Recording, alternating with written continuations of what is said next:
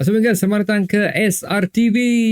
So, satu pengumuman rasmi telah dikeluarkan oleh Sabah FC di mana kita telah berbincang jugalah mengenai individu ni yang di mana pada video sebelum ni kita ada mengatakan bahawa tunggu dulu pemain ini sememangnya akan sah dan akan diumumkan tidak lama lagi oleh kerana beberapa faktor yang perlu dipertimbangkan terlebih dahulu sama ada untuk mengekalkan ataupun tidak pemain ini. Dan Jose Angel secara rasmi telah diumumkan still a Rhino akan terus beraksi dengan Sabah FC pada musim hadapan dan aku difahamkan kontrak dia bersama Sabah FC akan berakhir sehingga for the whole season lah, lebih kurang cerita macam tu. So di video kali ini aku ingin berbincang mengenai di sebalik keputusan untuk mengekalkan Jose Angel, impact dia untuk Sabah FC dan seterusnya kedalaman skuad kita especially di bahagian pertahanan.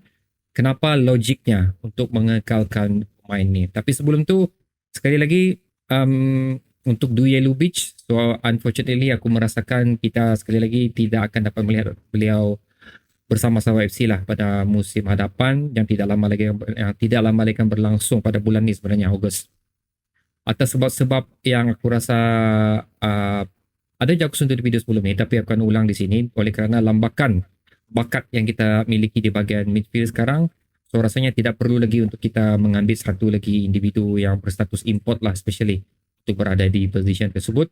So terpulang kepada anda, if you want to take it is a good news dengan dengan keputusan manajemen untuk tidak meneruskan Duje Ljubic, sama ada anda bersetuju ataupun tidak, itu terpulang dengan pandangan masing-masing. Tapi sekali lagi bagi aku ianya not necessary lah.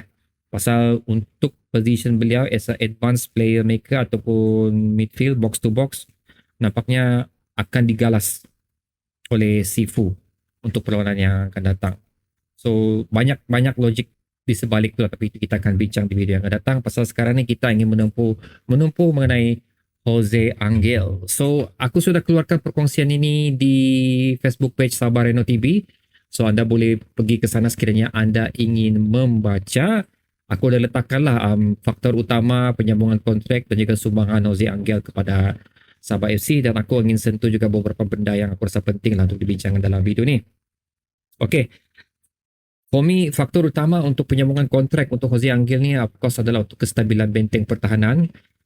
Selepas perginya Gaby bersama Kuching City, kita tidak mempunyai satu individu pun selepas yang pembubaran kelab, bukan pembubaran lah, pengeluaran semua pemain tu. Lepas tu kita ada 14 pemain saja.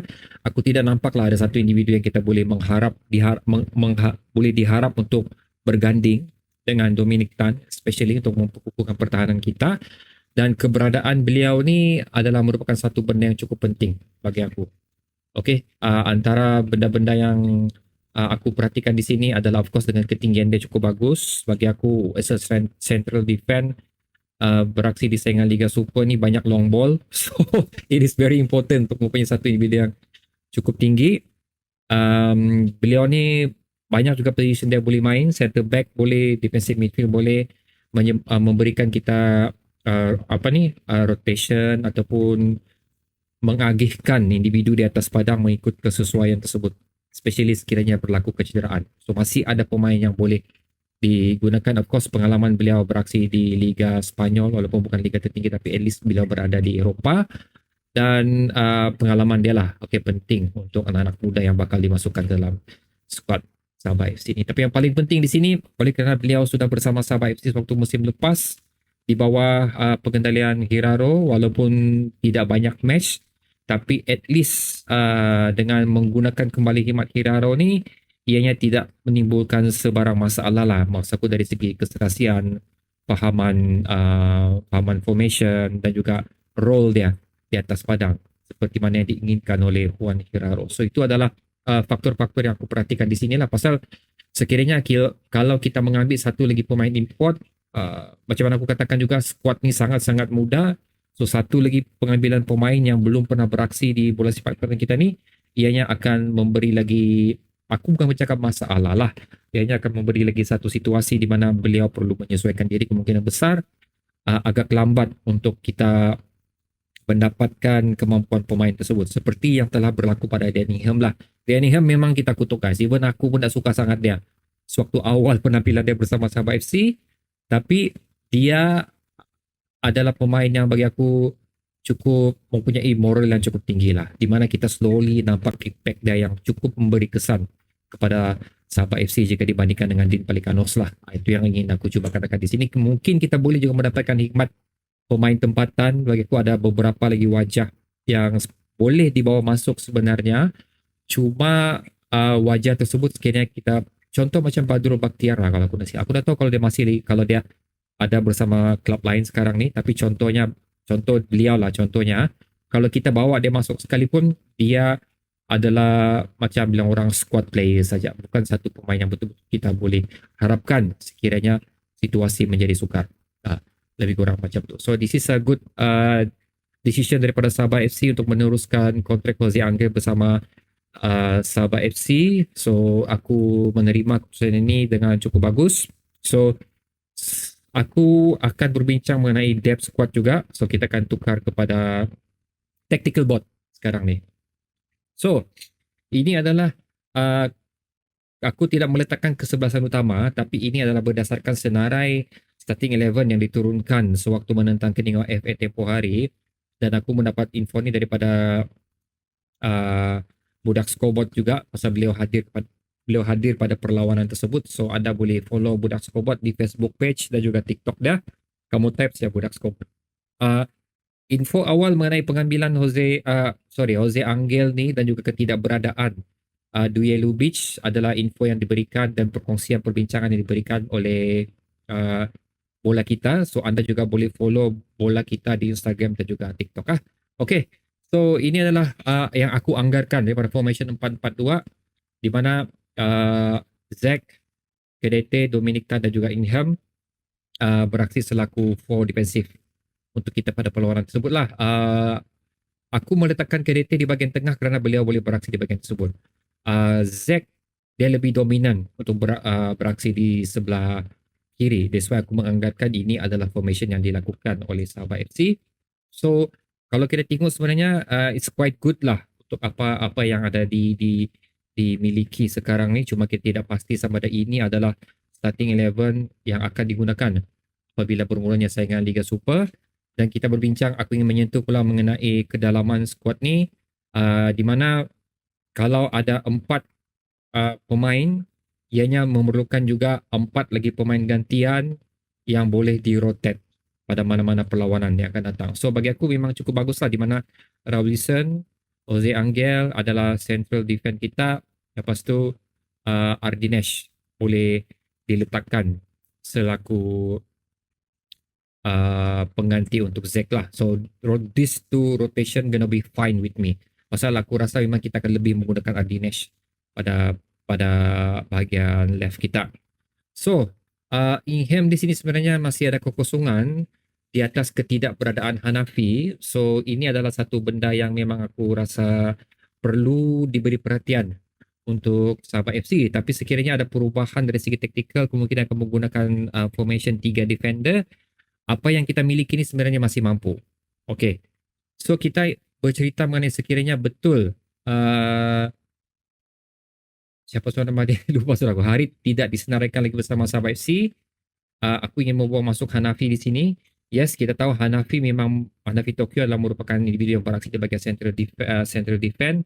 Tapi kita kena tahu juga yang dia ni mempunyai kebolehan untuk beraksi di beberapa position juga di bahagian pertahanan, di mana beliau sendiri juga pernah beraksi di ini kamu nampak sini ya, mana surat tu iklan lah. Sorry. Ini adalah Hanafi Tokyo punya position yang boleh beliau lakukan. So dia adalah right back, defensive midfield dan juga center back. Dan sini kamu nak nampak, kaki dominan dia adalah kaki kanan. So aku rasa logik di sinilah untuk Hanafi Tokyo berada di position tersebut. So melihat daripada perkongsian yang aku berikan sini, so far kita punya bahagian defensif sekali lagi sekiranya kita menggunakan formation 4-4-2 berdasarkan pemain sub yang berdasarkan bakat-bakat yang kita miliki, basically 8 orang di bahagian pertahanan sekarang ni. So bagi aku, kita berada dalam keadaan yang selamat lah. Tapi adakah ini terbaik? Terbaik dari segi starting 11. Tapi kalau kamu tanya aku dari segi rotation ataupun sub yang mungkin akan dilakukan selepas masuk 60 minit, ianya tidak setanding dengan first 11 kita. Itu yang aku nampak di sini lah. Bukan satu benda yang negatif sebenarnya, pasal I think this is a good time jugalah untuk kita memberi kepercayaan kepada bakat-bakat baru yang sudah lama bersama Sabah FC atau yang baik yang kembali bersama Sabah FC, baik yang beraksi di under 20 Sabah FC ataupun under 23 untuk diserapkan ke dalam skuad ni dan bergandingan dengan pemain-pemain yang mempunyai pengalaman seperti mana aku katakanlah Jose Angel, Guedete, Dominic, Kingham, Wilson, Ardinesh pun boleh kena pengalaman juga untuk membimbing bakat-bakat yang ada sekarang ni bagi mengisi kekosongan yang mungkin atau bakal tinggalkan oleh mereka, membuatkan mereka akan menjadi ready-made player. Lebih kurang macam tu lah. Tapi ini remain to be seen lah sama ada mereka boleh capable untuk menggalas tanggungjawab tersebut untuk membaiki level permainan mereka. Itu antara satu benda yang kita kena perhatikan. Tapi sekali lagi untuk di sini aku merasakan we are the safe side already untuk bahagian pertahanan kita dan aku amat berpuas hatilah dengan pengumuman Jose Angel untuk terus stay bersama Sabah FC ni guys. So itu adalah perkembangan terkini, news terkini untuk Sabah FC yang aku ingin kongsikan kepada anda di SRTV. So sekali lagi jangan lupa untuk subscribe SRTV, tekan butang notification agar anda tidak ketinggalan untuk perkongsian seterusnya dan pergi juga ke Facebook page SRTV untuk mendapatkan maklumat secara bertulis pula. So itu banyak aku cerita di situ, ada yang aku tidak sentuh di sini. So untuk mendapat maklumat lebih, info lebih anda boleh pergi ke Facebook page SRTV. Sekali lagi. So terima kasih buat anda yang menonton. Kita akan beralih ke session after show sekarang. So untuk anda yang berminat boleh meneruskan after show ni. Tapi kalau tidak anda boleh berhenti di sini lah. Okay, jumpa anda di after show. So okay guys, after show kali ini aku ingin bercerita mengenai peranan aku sebagai seorang bapa lah. Okay. So ini adalah kerisauan yang memang di dalam kepala aku. Aku memang balik-balik cerita dengan bini aku apa semua. Okay ke ni, okay ke ni. Anak aku umur 6 tahun sekarang. So kami sudah dapat pengesahan yang dia akan masuk ke sekolah rendah yang kami pilih. So alhamdulillah lah di atas pengesahan tersebut. So tak payah pening-pening kepala lagi lah. Cuma apa yang aku risaukan sekarang ni of course lah kes bully terlampau banyak guys. Kes bully terlampau banyak. Kalau setakat bully saja I'm fine with that pasal aku pun ragging lah, bully, ragging apa semua. Aku pun pernah melalui benda-benda tersebut. So tapi aku tak pernah buat lah. Aku just melalui benda-benda tersebut. So aku tahu apa feeling dia. Okay? Apa feeling dia, apa efek dia untuk individu tersebut. So that's why macam I'm fine with that. Pasal alhamdulillah aku dibesarkan dengan diajar untuk berdikari dan juga mencari jalan penyelesaian. Lebih kurang macam tu. So that is the part yang aku thank you so much lah untuk my mom and my late father yang memberikan aku semua persediaan tersebut. Dan aku punya kerisauan sekarang ni, adakah aku telah memberi sebaik yang mungkin untuk anak aku berada di satu alam yang cukup berbeza daripada sekolah tadika. Di mana sekolah tadika ada beberapa pelajar saja, so teacher pun senang untuk memberi perhatian. Tapi bila sudah masuk alam sekolah rendah ni, dia cukup berbeza lah. Banyak tu, ratusan ribu kali murid-murid, teacher pun ada berapa saja, so agak sukar untuk memberi penumpuan untuk setiap individu. Aku talking about my son lah sekarang ni. So bukan aku mengharapkan teacher akan menjalankan tanggungjawab mereka 110%. Cuma yang my concern sekarang ni, aku tak tahu sama ada aku sudah bagi persiapan yang terbaik untuk anak aku bagi menempuhi alam yang baru yang mempunyai physical dan mental yang berbeza. So itu yang aku risau lah. Dia ni tough, tapi dalam masa yang sama dia ni hati dia ada lembut sikit. Even aku dah cakap if something happen to you, kalau orang kacau kau, just fight back lah aku bilang. Tapi make sure dia buat dulu baru kau fight back. Again, I don't know whether this one is a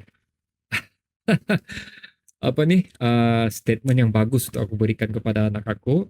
Cuba bila respon dia cakap I don't want. Dia cakap macam tu. So yeah, that is why aku risau sangat lah. Tapi aku sentiasa berdoa dan mengharapkan tidak ada sebarang masalah lah untuk dia, dan dia boleh menyesuaikan diri secepat yang mungkin di alam yang baru ni. So kepada bapa-bapa yang sudah otai, yang mungkin ada banyak anak, salah aku ada satu anak saja. So basically dia ni aku punya lab rat lah. Okay. Untuk uji kaji aku. Tapi kepada siapa yang ada banyak anak sudah tu, pernah melalui benda-benda ni, aku minta bantuan anda untuk memberikan aku sedikit tunjuk ajar lah apa yang perlu aku fokus, apa yang perlu aku lakukan, apa nasihat yang perlu aku berikan, mental aku juga, bagaimana aku perlu mengawal emosi sekiranya benda ni terjadi, apa tindakan aku sekiranya benda ni terjadi. So kalau boleh anda letakkannya di ruang komentar di bawah. Lepas tu insyaAllah aku really appreciate apa yang bakal anda berikan, dan aku yakin ianya boleh membantu kami lah. Maksud kami tu aku, my wife dan juga my son yang by next year sudah akan berada di sekolah rendah darjah 1. Yeah, so basically aku risau ni sebenarnya. That's why aku pilih tajuk ni untuk aku punya auto show. Okay guys, itu saja. Bertemu lagi video seterusnya. Assalamualaikum.